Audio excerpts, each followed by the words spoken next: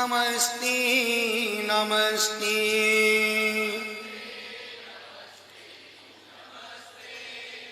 खाने सोने चलने पढ़ने खाने सोने में जो भी गुरु दोषी लगे,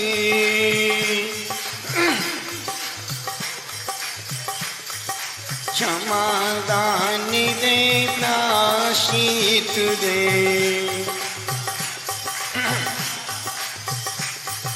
जिससे वो कर्म शीघ्र भगे,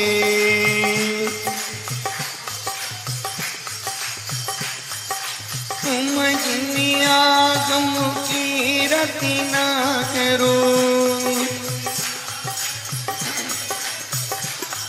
मैं आवी गुरु की खानी रहा।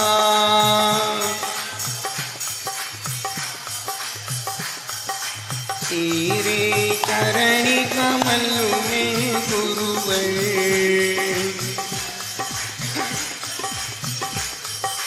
अपना मस्तक झुका रहा।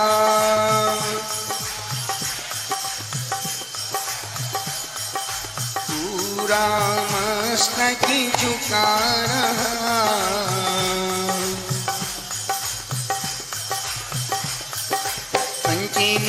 पूजेमी वंदामी नमं स्वामी दुःखको कम्मको कोइलावो सुबई गमनं समाई मरणं जिन गुण संपत्ति हो तुम जम।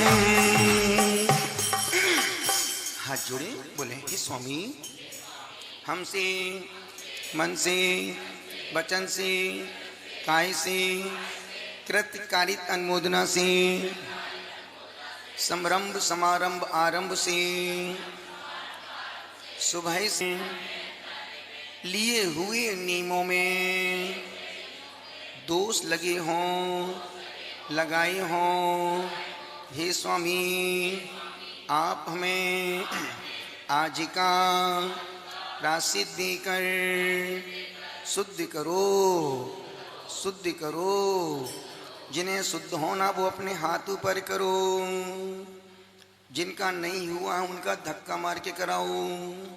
बोलो हे स्वामी, हम रात्रि में सोने से पहले 10 मिनट ईमानदारी से नमोकार मंत्र पढ़ेंगे। अभी 9 बार नमोकार। हाथ जुड़े बोले ओम नमः, सबसे क्षमा सबको क्षमा। ओम नमः, नमोस्तु भगवन नमोस्तु भगवन नमोस्तु महाराज जी नमोस्तु महाराज जी।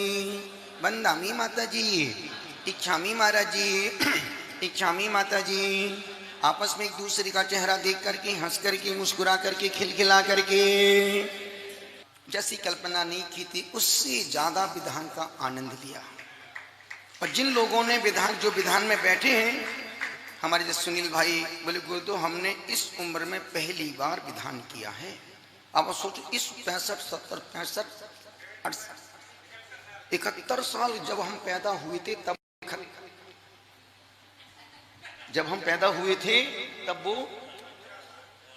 तब वो आ गए थे।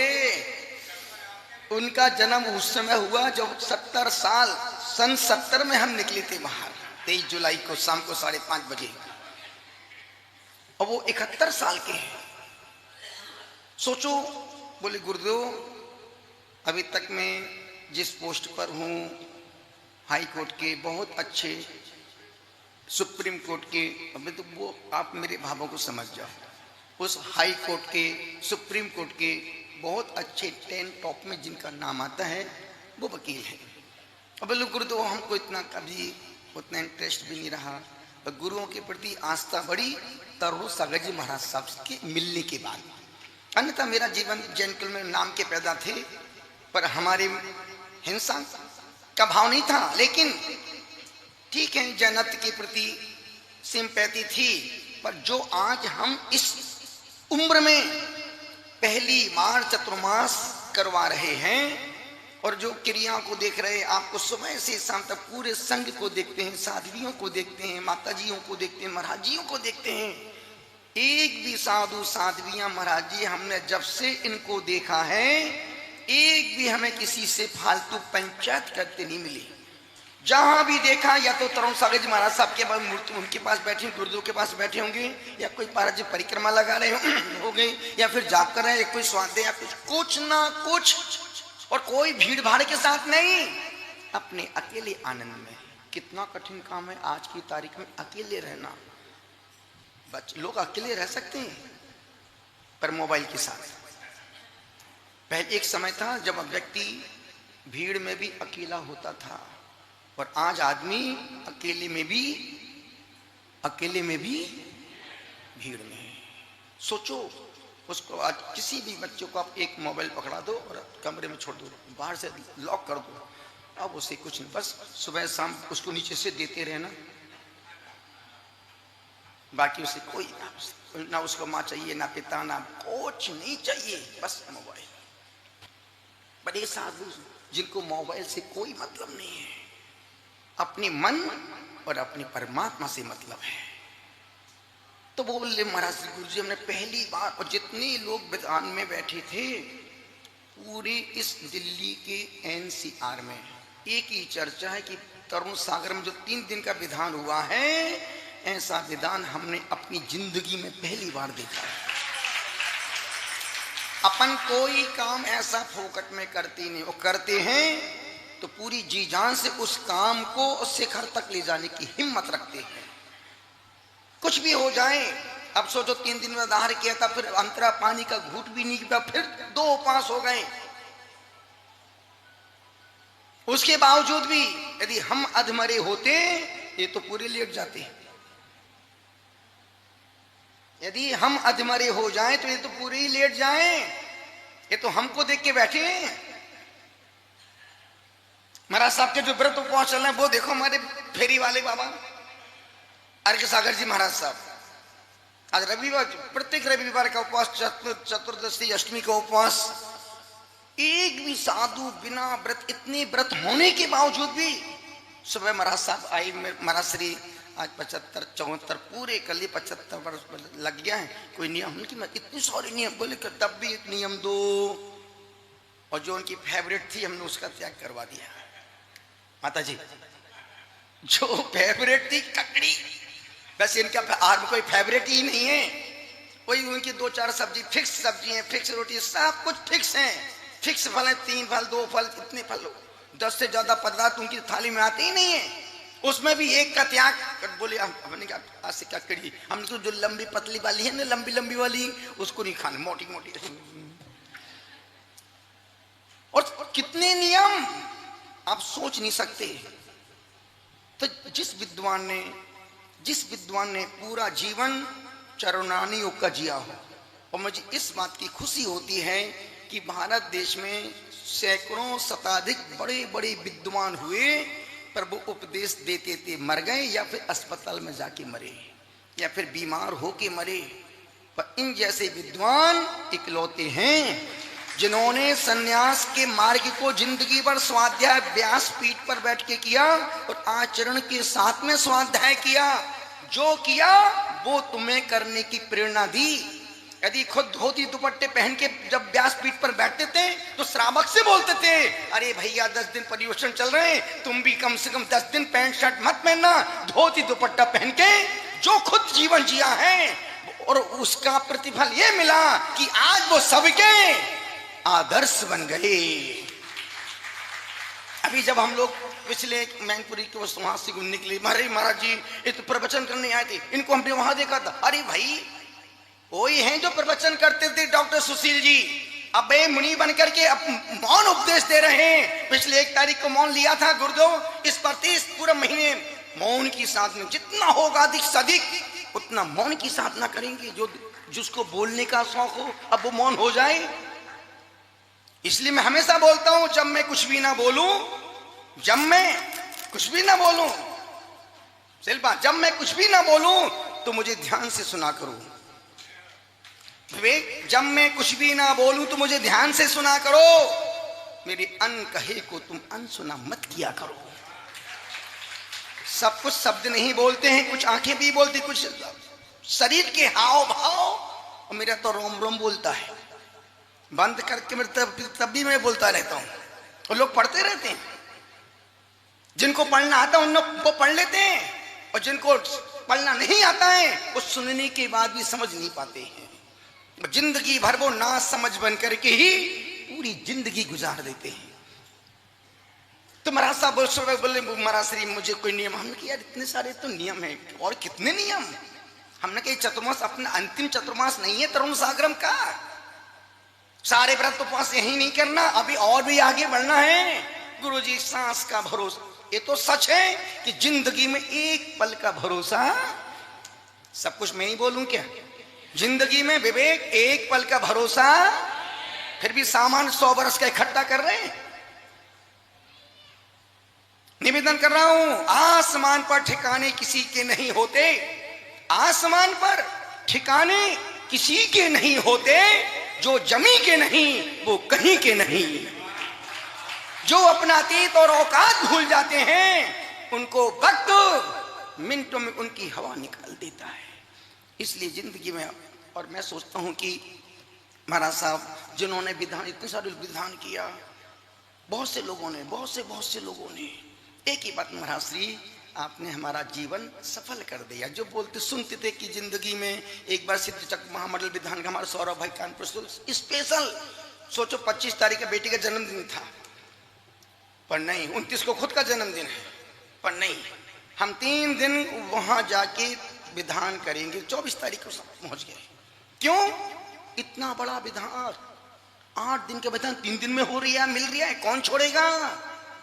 और जिन्होंने छोड़ा है वो घर में बैठ के बोल रहे हैं दिल की अरिमासुओं में। और ध्यान रखना, हमेशा अच्छे कार्यों में विघ्न बाधाएं आती हैं, हमेशा पुण्य के कार्यों में, धर्म के कार्यों में, परोपकार के कार्यों में, दान के कार्यों में हमेशा विघ्न बाधाएं आएंगी। और उन विघ्न बाधाओं से यदि तुम प्रभावित हो गए तो तुम फेल हो गए, और तुमने उन विघ्न बाधाओं को नजरअंदाज करके तुम हिम्मत से आगे बढ़ गए तो तुम पारसनाथ टॉप तक पहुंच गए। अन्यथा गुरुदेव बहुत कठिन, धर्म करना कठिन नहीं है, मन कठिन होता है तो धर्म कठिन लगने लगता है, और जब मन सरल होता है तो धर्म सरल हो जाता है।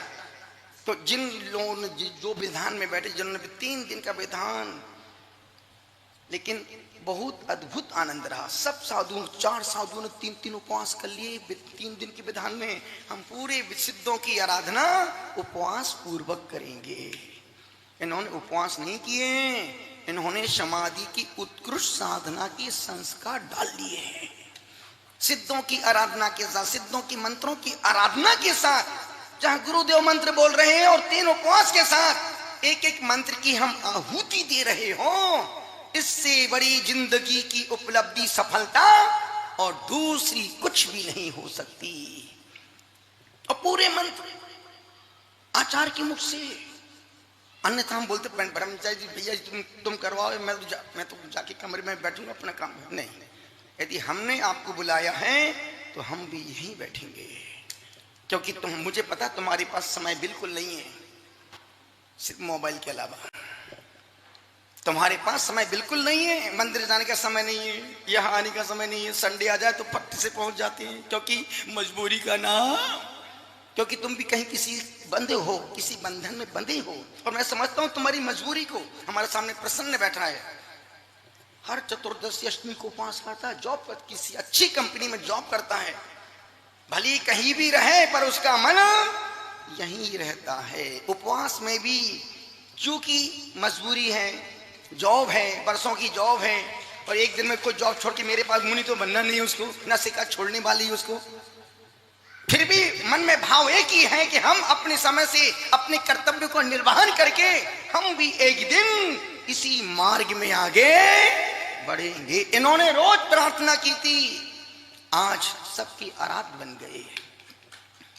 तो विधान सानंद निर्विघ्न संपन्न। और सबसे अब तरुण भैया को मैं क्यों बुलाता हूं, उनको 8-10 में से 8 लोग पसंद नहीं करते हैं।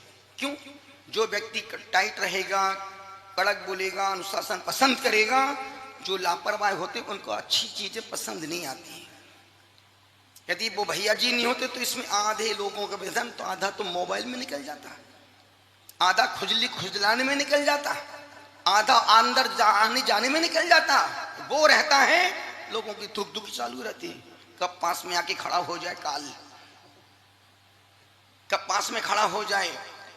भले हम तो देख के भी अनदेखा कर देते, पर वो कौन सा नंबर है, कहाँ पढ़ रहे हो, और उद्देश्य इतना ही है। जब तुम घर छोड़ के यहाँ पर आ गए, धोती दोपट्टे पहन लिया, समय भी दे रहे हो, बैठ भी गए हो, सब कुछ कर रहे हो, फिर यहाँ बैठ के भी टाइम पास क्यों?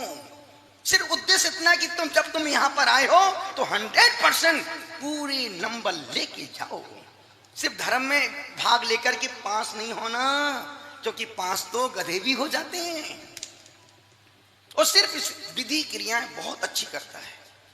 अभिषेक से लेकर के, शुरू से लेकर के ऐसा मत देखा नहीं हवन कैसा हुआ।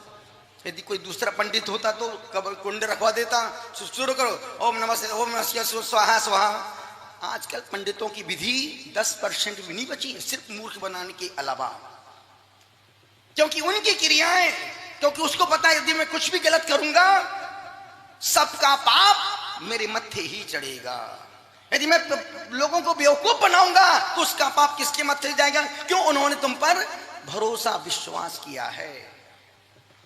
इसलिए मैं पसंद करता, मुझे पता है, लेकिन कभी कभी कड़वी दवाई हड्डियों के बुखार को भी निकाल देती है।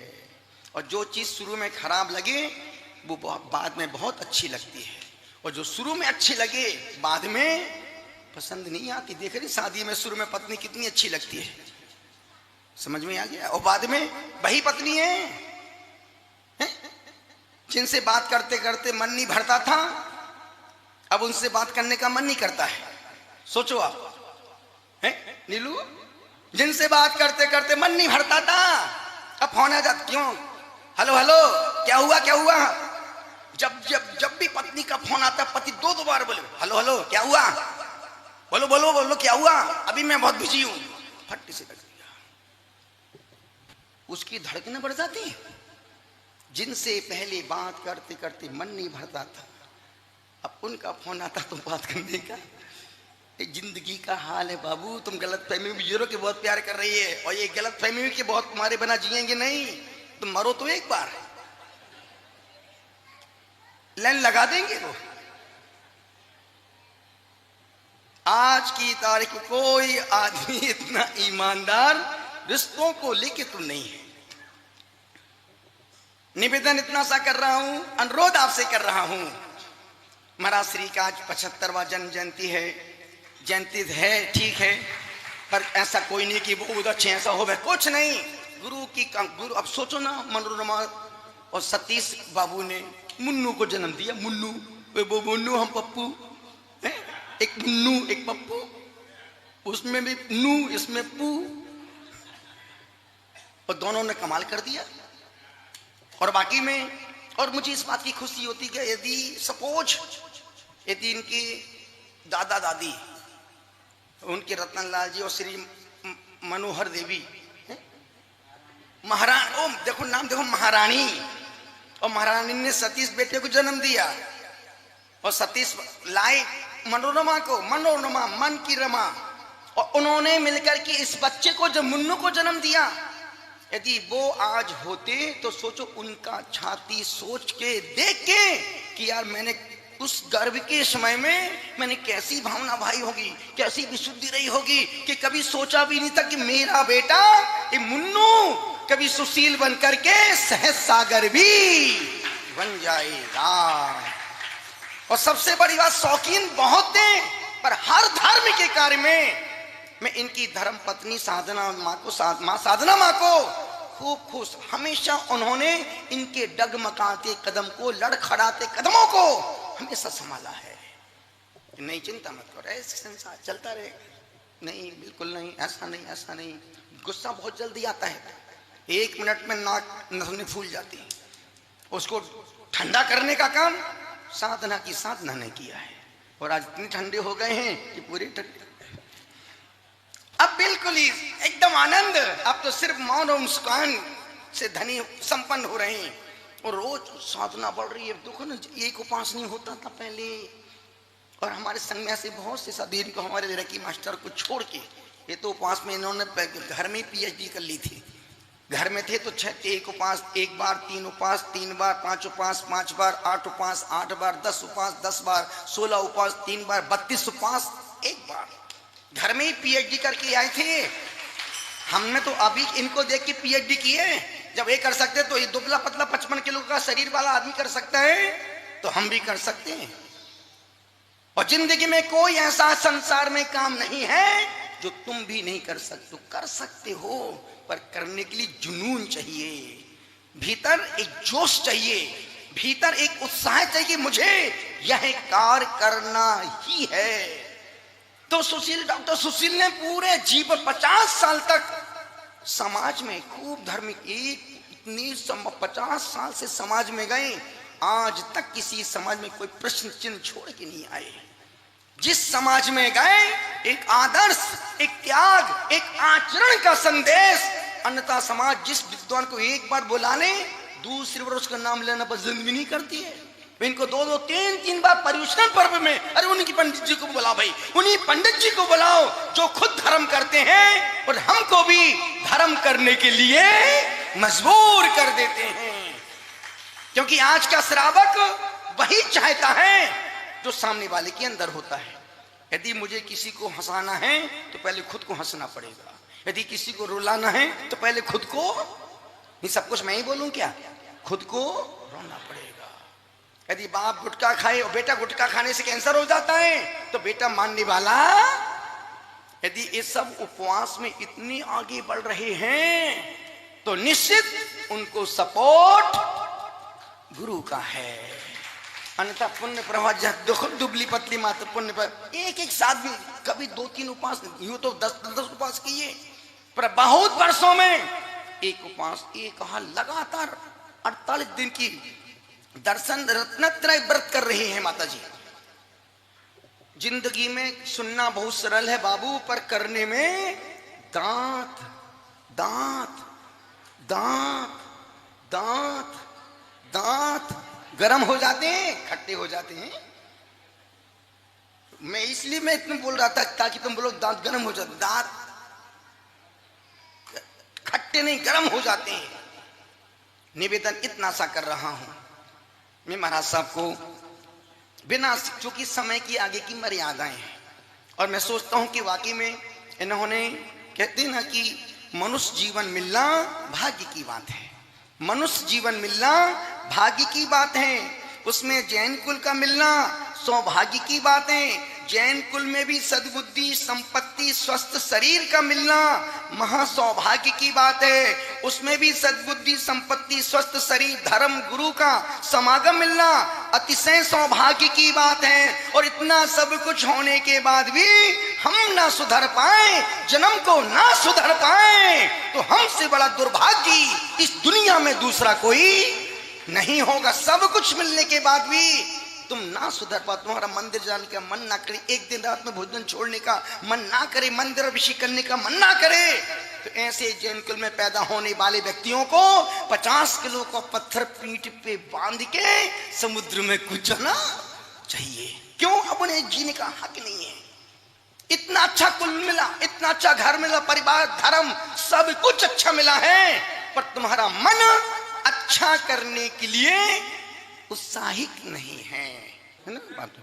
आदिनाथ कावेल, आदिनाथ कावेल, अजितनाथ कहाती, अजितनाथ कहाँ, ओए संभवीनाथ का घोड़ा,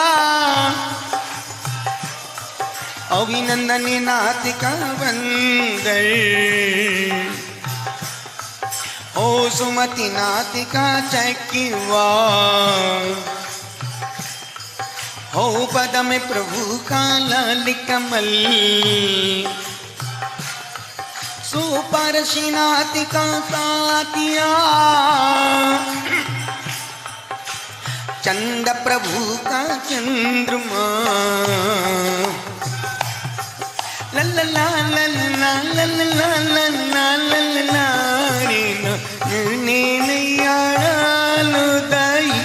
मैंने तेरे ही भरोसे यादी ना तीवा गुरुमणैया डाल दई पुष्पिदंतिका मागर पुष्पिदंतिका ओ शीतलिनातिका कल्प प्रण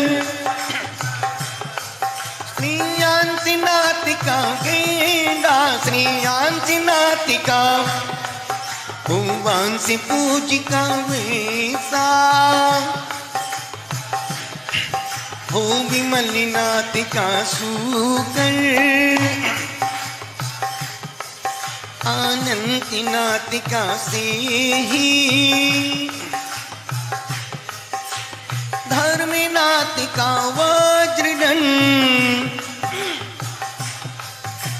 शांति नातिका हिरण लल्ला लल्ला लल्ला लल्ला लल्ला निन्ना गिरी नगरी ने नाया नोई ना दुगन लल्ला लल्ला लल्ला हो हो हो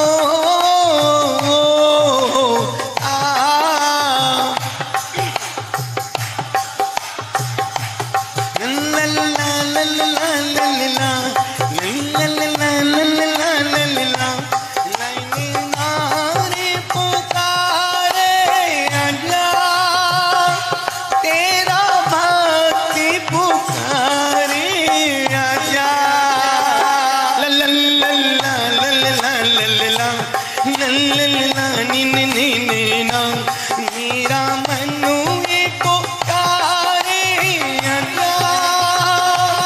भक्ति के सहारे आजा लल्ला लल्ला लल्ला लल्ला लल्ला लल्ला हो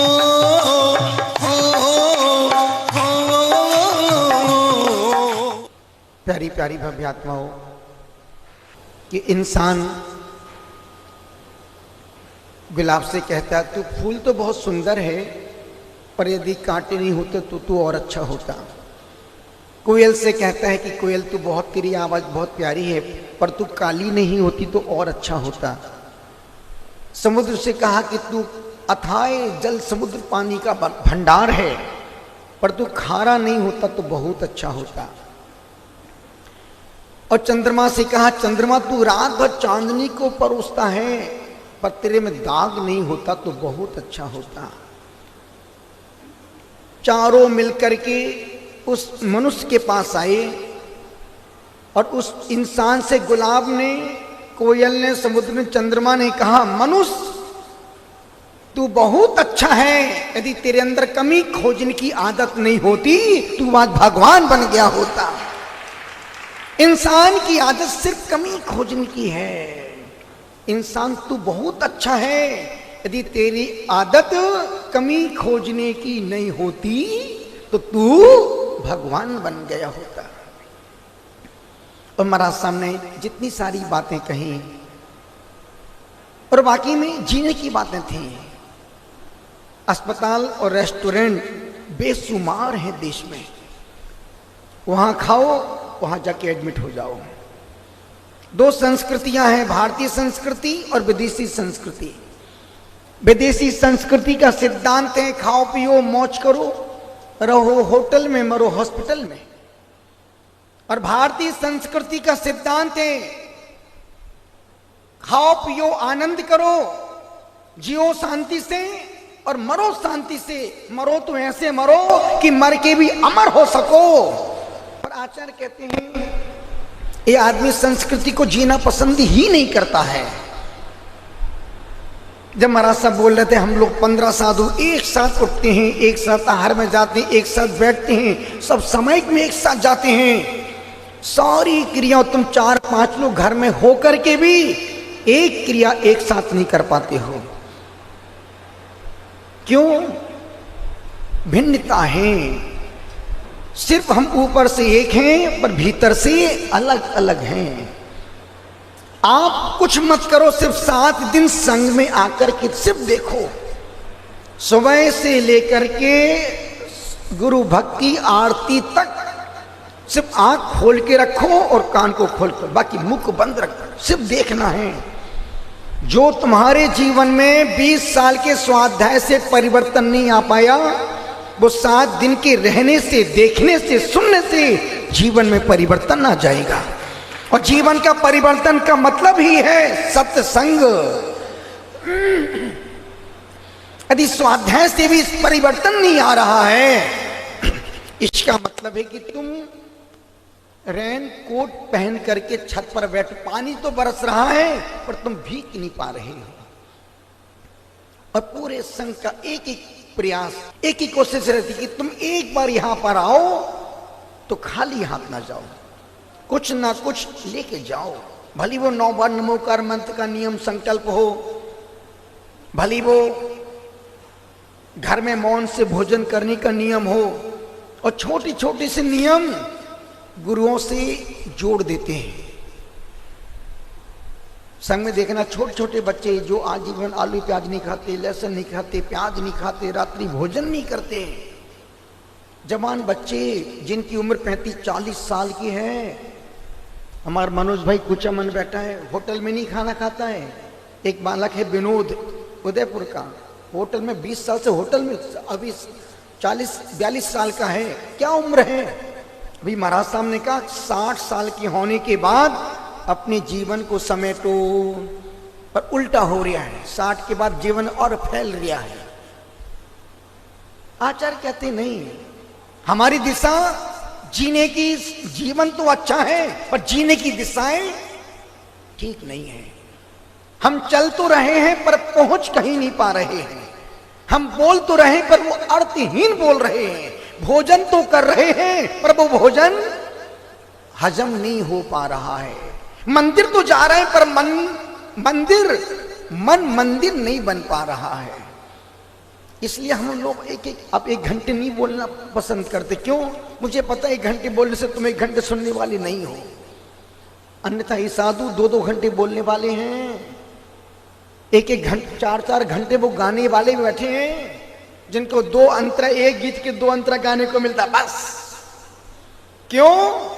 अब तुम्हारी क्षमताएं सुनने की भी नहीं है, ना ज्यादा पचाने की हैं। इसलिए आचार्य कहते कम परोसो पर सॉलिड माल परोसो। 2 व्रत हैं, एक अनुव्रत, दूसरी महाव्रत। अनुव्रत का मतलब होता है 1 घंटे से लेकर के 1 महीना, 2 महीना, 6 महीना, 1 साल, 2 साल, 5 साल, जिसकी लिमिटेशन हो वो अनुव्रत, और जिसकी जो अनलिमिटेड हो वो महाव्रत। हम लोगों के जितने नियम हैं, नियम हैं, जिंदगी भर का नियम, अब हम कभी कपड़े नहीं पहनेंगे, जिंदगी भर का नियम है। जिंदगी भर का नियम, हम जब भी आहार करेंगे खड़े खड़े ही करेंगे, अपने संकल्पों से कभी समझौता नहीं करेंगे। जब भी आहार करेंगे हाथ में ही आहार करेंगे। जब भी केशलुंच करेंगे हाथ से ही बाल उखाड़ेंगे। जब भी कहीं जाएंगे पैदल ही जाएंगे। यम जिंदगी भर के नियम है, इनमें कोई समझौता नहीं कभी होगा। केशलुंच भी 2-3 महीने, 4 महीने में करना ही पड़ेगा, कितनी बीमार पड़ जाएं। यदि केशलुंच का समय है तो वो उपवास पूर्वक केशलुंच करना ही पड़ेगा। उसमें ऐसा नहीं कि चलो केशलुंच कर लो फिर बाद में पानी पी लेंगे, नहीं नहीं।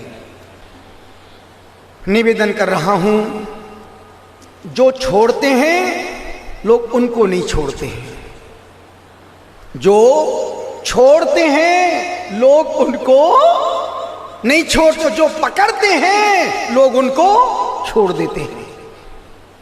हमने एक घर को छोड़ा, आंसू भाई, हमने एक घर को छोड़ा, घर घर के द्वार हमारे लिए खुल गए। आप किसी नगर में किसी घर में जा सकते हो? आप किसी अजनबी घर में घुस सकते हो? घुसोगे तो पुलिस पकड़ लेगी, डंडे लगाएगी, अंदर डाल देगी, चोर बदमाश आ गया है। और हम किसी घर में चली जाएं तो अरे मेरे सौभाग्य गुरु दो मेरे घर में। सोचो, इन वस्त्रों की प्रामाणिकता देखो, आपके वस्त्र देखो, इनके वस्त्र देखो। यदि ये साध्वी किसी घर के पास जाके खड़ी हो जाए, आइए माता जी, पधारिए माता जी, अंदर चले माता जी। और कोई अजनबी, कोई लेडीज किसी घर के सामने खड़ी हो जाए, खुले दरवाजे भी पता नहीं कौन पकड़ लिया गई, क्या कर दे, क्या करवा दे। निवेदन कर रहा हूं, वस्त्रों की प्रामाणिकता, इस त्याग की प्रामाणिकता असीमित है। इस समय सिर्फ खाने और बीमारी का एक दौर चल रहा है। खूब खाओ जल्दी जाओ, खूब खाओ जल्दी कहां, अस्पताल, ऊपर नहीं। अभी महाराज साहब ने लास्ट में कहा ना कि हंसा के जाना चाहते हो कि पूरे परिवार को रुला रुला के जाना चाहते हो। यदि घर से मरोगे, परिवार रोता रहेगा कि यार बहुत अच्छे थे बेचारे, चले गए। और यहां आके जाओगे, पूरा परिवार हर साल चरण छतरी पर जाएगा, विधान करेगा, समाज सबको खाना खिलाएगा, खुशियां मनाएगा। क्यों? जब संसारी मरता है तो लोग मातम मनाते हैं, और जब संत होके जीव मरता है तो लोग महोत्सव मनाते हैं। मातम में मर जाना है कि महोत्सव बनाना है? महाराज साहब ने कहा ना, मौत छोटी मौत है, नींद छोटी मौत है, और मौत बड़ी नींद है। मरना तो सबको है। वर्णी जी ने 3 बातें बहुत अच्छी कही। काल सिर पे सवार है, पैदा होते ही मौत हमारा पीछा कर रही है। एक एक पल मौत से कभी तुम दूर हो ही नहीं सकते। मौत सिर्फ 1 सेकंड का इंतजार कर रही है। जरा सा झटका लगा, जरा सी सांस रुकी कि पूरा शरीर मिनटों में ढेर हो जाता है। काल सिर पे सवार है, तुम कहीं भी जाओ मौत से बच नहीं सकते हो। पलक उठाते ही जहर चढ़ता है। जब तक तुम अपनी नजरों को झुका के बैठे हो, तब तक तुम बंद आश्रय से बचे हो, और जहां तुमने पलक ऊपर की, आश्रय बंद चालू। कौन आया कौन गया, आप माला आंख फिर, यदि आप जाप आंख खोल के फिरते हैं तो ज्यादा मन लगता है कि आंख बंद करके फिरते तो ज्यादा मन लगता है? इस सारे दुनिया के पाप आंख से होते हैं। पाप की शुरुआत आंख से होती है। ये आंख बड़ी नालायक है। मिल जाए तो दुख दे, भिड़ जाए तो दुख दे, आ जाए तो दुख दे, लग जाए तो दुख दे, और चली जाए तो दुख दे। ये आंख बड़ी, इसलिए आचार्यों ने कहा, छवि भी तुरागी नगनी मुद्रा। जितने साधु बैठे हैं सब अपने अपने, कोई जाप में, कोई पाठ में, कोई माला में, कोई कुछ में, सब अपने में। कोई यूनिक घूर रही है कि कौन बैठा कौन बैठा, तुम कब आए तुम कब, कुछ नहीं। आओ जाओ घर तुम्हारा। इसलिए आचार्यों ने कहा अपनी नजर को झुका के रखना। एक समय था जब आज से 25-30 साल पहले दीपिका, जब तुम्हारी शादी हुई होगी, उस समय जब लड़की घर में जाती थी पलकें झुकी रहती थी। 6-6 महीने तक सास ससुर से आंखें मिलाती थी नहीं, चुप वर्षों निकल जाते थे, कभी आंख मिला के बात नहीं करती थी। उस समय का जीवन और आज का जीवन, उस समय का जीवन, स्त्री चंद्रमुखी, पलकें झुकी, पति सुखी। स्त्री चंद्रमुखी, पलकें झुकी, पति सुखी। आज की स्त्री सूर्यमुखी, पलकें उठी, पति दुखी। ये दाम्पत्य जीवन की डेफिनेशन है। जब तक घर में स्त्री की पलकें झुकी हैं, तब तक घर स्वर्ग है। और जहां आंखें उठी, फिर तो खूब बड़ी मर्दानी। ये तो किसने कहा? ये किसने कहा? ये निवेदन कर रहा हूं, स्त्री पलकें झुकी पति सुखी। इसलिए आचार्य ने अपने मुनिराज अपने भगवान वीतरागी भगवान आंख खोल के बैठे कि आंख बंद करके बैठे? आंखें खुली हैं भगवान की बंद हैं? ना खुली है ना बंद है, वो तो नासाग्र दृष्टि है। नाक पर कौन पर आशा दृष्टि लगा के रखी, ना आशा। तुम जाओ तो कोई मतलब नहीं और ना जाओ तो कोई मतलब नहीं, वो तो वीतरागी भगवान है। इसलिए आचार्यों ने कहा कि अपनी पलकों को झुका के रखो, क्योंकि आंख बड़ी नालायक है। ये आंखें बोलती हैं, आंखें बोलती हैं, आंखें रोती हैं, आंखें डांटती हैं, आंखें बुलाती हैं, आंखें कुछ आपने सुना होगा, तेरे नैना मेरे नैनों से मीठी मीठी बातें करती हैं। अब मीठी मीठी करते कि गंदी गंदी मुझे पता नहीं है, क्योंकि हमने तो कभी बातें की नहीं है। निवेदन इतना सा कर रहा हूं, पलक उठाते ही जहर, और आपने ये भी सुना होगा अखियों से गोली मारे, ये भी सुना होगा अखियों से। यदि घर में 10 कोई मेहमान बैठे हैं और पप्पू ज्यादा बदमाशी कर रहा है, माँ पप्पू आंखें यूं फाड़ के दिखा, पप्पू की सुट्टी पुट्टी गुम। आंखें डांटती हैं, आंखें बुलाती हैं, आंखें पुचकारती हैं, आंखें मनुहार करती हैं। पलक उठाते ही जहर चढ़ता है। और तीसरा, काल सिर पे सवार है, पलक उठाते ही जहर चढ़ता है, और कदम कदम पर पाप है। जितने तुम्हारे कदम उठ रहे हैं वो संसार के सृजन के लिए उठ रहे हैं, भगवान बनने के लिए।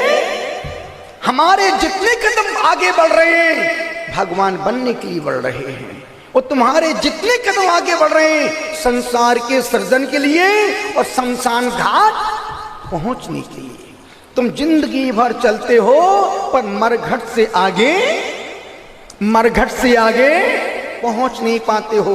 तुम भी चल रहे हो, मैं भी चल रहा हूं, तुम भी यात्री हो, मैं भी यात्री हूं। तुम्हारी यात्रा घर से प्रारंभ होती है, जिंदगी भर चलने के बाद तुम मरघट तक पहुंच पाते हो, और हमारी यात्रा मंदिर से प्रारंभ होती है और मोक्ष तक लगातार चलती ही रहती है। क्यों? क्योंकि संत भगवान बनने की यात्रा गाड़ी मोटर की नहीं है। भगवान बनने की यात्रा तो खुद के पैरों से चल के इसलिए आपने वो गीत सुना होगा, सजन रे झूठ मत बोलो, खुदा के पास जाना है, न हाथी है न घोड़ा है वहां। किसने कहा ट्रैक्टर में जाना है? ट्रैक्टर में तो बाबू मरघट ही जाओगे, मोक्ष मिलने वाला। दूसरों के कांधों पे सवार होके आदमी मरघट तो जा सकता है पर मोक्ष नहीं जा सकता है। दूसरों के कांधों पर सवार होकर के व्यक्ति पारसनाथ की टोंक तक जा सकता है पर पारसनाथ तक नहीं जा सकता है। वहां तक जाने के लिए तुम्हारे महल चौबारे यहीं रह जाएंगे सारे, अकड़ किसी बात की प्यारे, अकड़ किसी बात की प्यारे, यहीं सब कुछ लुटाना है। सजन रे झूठ मत बोलो, खुदा के पास जाना।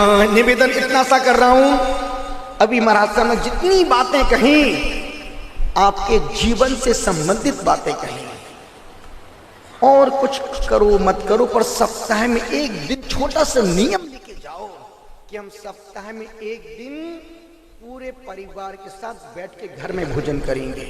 एक दिन, रोज मुझे पता तुम रोज नहीं खा सकते हो, क्योंकि बच्चों का स्कूल से आने का समय अलग, पिता का जाने का समय अलग, माँ का कितनी पार्टी का समय अलग, सबकी अपनी अपने समय। जिसका जब समय फिक्स होता है तब जाओ, किचन में टिफिन तैयार रखा है, निकालो, खाओ और फिर निकल जाओ।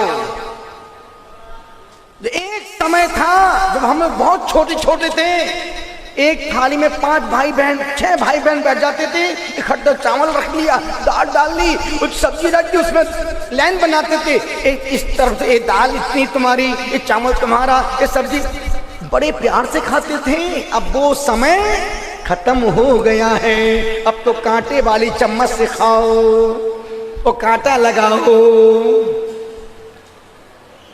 निवेदन इतना सा कर रहा हूं, समय कितना बदल गया है, कितना समय बदल गया। पहले घर में कोई मेहमान आता था, घर से रोते रोते उसको स्टेशन तक रोते रोते छोड़ने जाते थे, वो रोते रोते वापस घर तक आते थे। अब तो लोग शमशान घाट में भी हंसते हंसते जाते हैं, वो जलेबी कचौड़ी खा के लौट के आते हैं। सोचो कहाँ गई वो सिंपैथी, कहाँ गई भीतर की संवेदनाएं, कहाँ गया वो भीतर का प्रेम का सूत्र। सब कुछ सूखता चला जा रहा है। यही कारण कि पहले आदमी जरा कोई सुनने की और ऐसे घटना हो गई, आदमी खाना छोड़ देता था। अब तो हाथ में न्यूज़पेपर होता है, टीवी में दर्दनाक दृश्य चल रहे हैं कि फलानी बस पलटने से 50 यात्री मर गए, फिर भी आदमी चाय के प्याले में बिस्कुट डुबो डुबो के खा लिया। कहाँ गई वो भीतर की संवेदनाएं, कहाँ गया भीतर का प्रेम, कहाँ गई वो तुम्हारी करुणा।